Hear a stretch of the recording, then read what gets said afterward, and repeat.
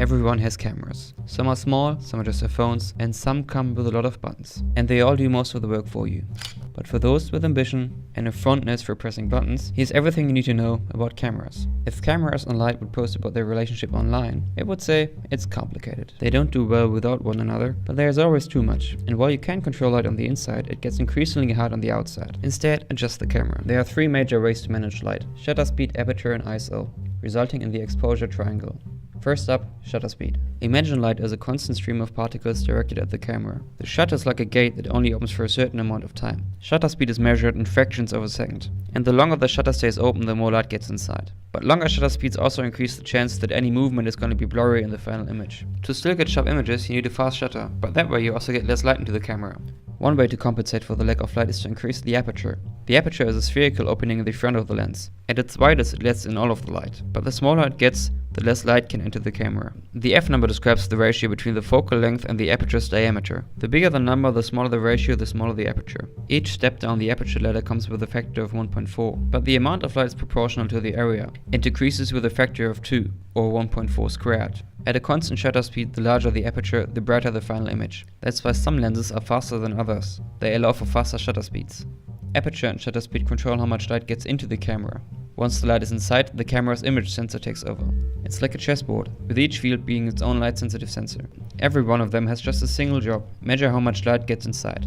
And just like that, you get a black and white picture. The more light hits a part of the sensor, the brighter it ends up in the final image. To add a bit of color, turn one sensor into 3. One for red, one for blue, one for green. But of course there aren't just 64 pixels on a sensor, but instead a couple of million. That's how you end up with all those megapixels. Since space in phones is limited, more tiny pixel means less space for each individual tiny pixel. So this is where ISO, or the film speed, comes in. Every image sensor translates light into a signal. If there's only little light, the result is a tiny signal. So like a microphone trying to pick up the faintest of sounds, you need amplification. The smaller the pixel, the less light it gets, the smaller the signal and the more amplification is needed. And the ISO describes the amount of amplification. Whenever a small signal is amplified, you end up with noise, which is exactly what you see in the darker areas of nighttime pictures.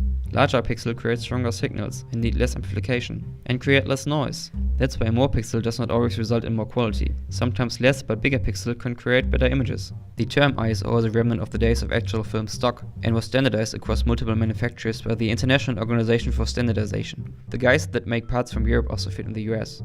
So how do all of these work together? In stops. Each one changing the amount of light by a factor of 2. Remember shutter speeds? The most common ones start at 1/1000th of a second, and then 500 to 50, 125, 60, 30. And what about aperture? 1.4, 2, 2.8, 4, decreasing the amount of light by a factor of 2, with the F number rising by the square root of 2. And lastly, ISO, 100, 200, 400, 800, sensitivity to light, and of course a factor of 2. There is one more option, a way of correction: the exposure value.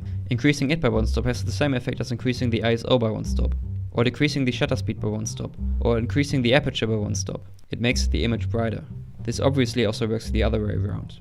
One example where all of these work together is the sunny 16 rule. On a sunny day, set your aperture to f16 and keep the ISO and shutter speed more or less equal. So if the shutter speed is 1/125, closest ISO is 100. Shutter speed 1/500, closest ISO is 400. And you'll get a good exposure. So that's the baseline, and where you start to adjust.